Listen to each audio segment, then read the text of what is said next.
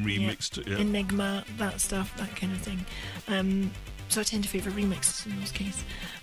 However, after that phenomenally long lead in, there are a couple of mods I really, really like. They tend to, we've talked about before, way back when we first started the show. What the hell's that genre that was Dosk Pop? Dosk Pop, yes. Which is this kind of style of music that came out of the Amiga from the demo scene, but not just the demo scene, but Amiga in general, and has gone on to be kind of popular in the demo scene and synth pop stuff.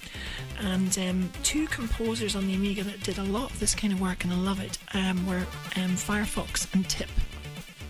And they did a lot of very cool music. Firefox very much is very good, yes. So there's two tracks to do which I'm really, really fond of. One is called Overload, the other one is called Macrocosm. So let's play those. However, my original statement rings true, which is to say that I find listening to the originals a bit hard going. So I found some remixes. In fact, there's a spectacular album that's out there for free, gratis, and it's called Spiral Hands, and there's 5 versions of this album so far, and it's kind of synth pop stuff, remixes of various things, mostly from the Amiga, and mostly from notable composers like Firefox and Tip. Joshin Hipple is another composer. So when I found this, I thought, oh, very nice, and they've done 2 of my favourite tunes as well, so I might play both of them, we'll see. It depends on if I can crossfade into them nicely, because they're quite long. So yes, and here's the caveat. These are really nice remixes. But that's a caveat? Do them, but they don't do the full justice to the music I would like. Oh. But that's just because I'm, as I mentioned earlier, a snob. So anyway, here is Spiral Hands with Hands on 3 from the album Hands on 3, and his remix of Firefox and Tip's Overload.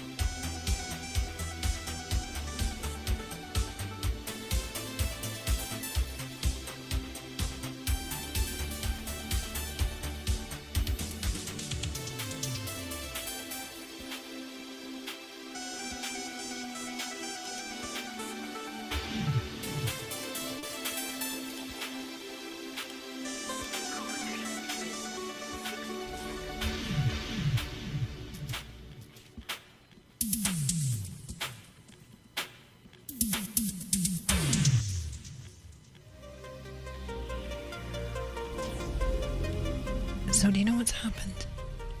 Boz has had to go and have an emergency pee. And the music's finished, so I just guess I'll have to play something else.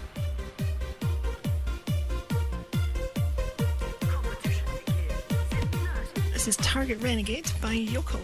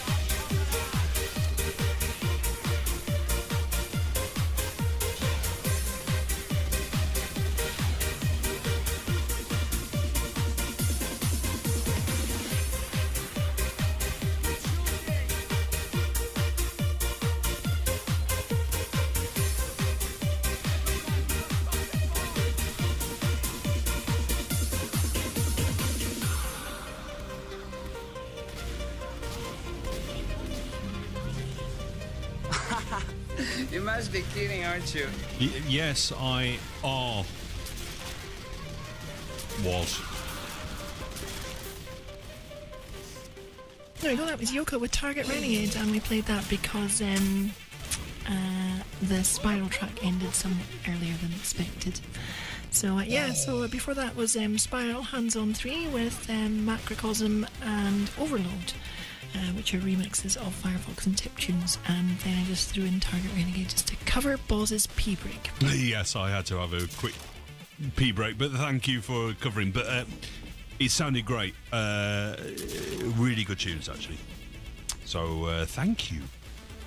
You're welcome. And you're absolutely right. I mean, the thing about the Amiga is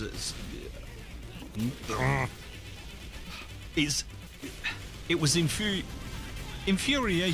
good, I think, is the best way to put it, because it had all this potential, but a lot of people just went, oh, let's use the crappiest samples we can find. But thankfully some people came along and said, no, let's actually use some good samples, and then but then all the good stuff sounded a little bit Dosk poppy. Yeah, I mean, see, it wasn't even that. I mean, there were a lot of overuse of instruments on the Amiga, mainly because not everyone had access to fancy instruments and things. For me, it was more down to that actual the sound capabilities of the machine itself, in terms of the quality of the sample playback.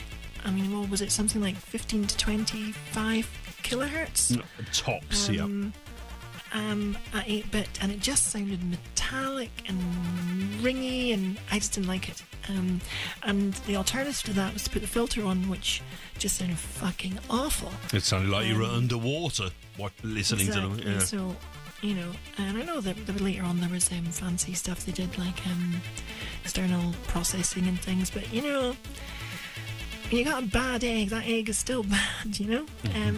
I know that much later on the what was the 1200 and things like that, they had clever people that programmed 14-bit sample playback, which I think worked roughly similar to how the PC did things anyway. Yeah. You weren't relying on playing instruments direct to the channels, you were pre-mixing them first, like how the 64 does, with all this clever stuff on the go.